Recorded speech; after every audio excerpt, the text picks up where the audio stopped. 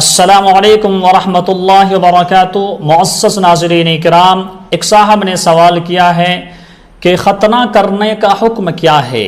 تو اس سوال کا جواب یہ ہے کہ ختنہ کرنا سنت ہے اور یہ امور فطرت میں سے ہے۔ چنانچہ حضرت ابراہیم علیہ السلام نے 80 سال کی عمر میں ختنہ کیا اور اللہ کے رسول صلی اللہ علیہ وسلم پیدائشی طور پر مختون تھے۔ اسی طرح یہ سوال کیا گیا ہے کہ ختنہ کرنے کی عمر کیا ہے، اس کی حد کیا ہے، کس عمر میں ختنہ کرنا چاہیے؟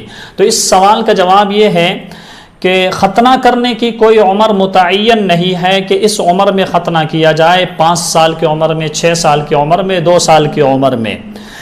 جب بچہ اس قابل ہو جائے اور اس قابل نظر آنے لگے کہ ختنہ کیا جا سکتا ہے تو ختنہ کر لیا جائے۔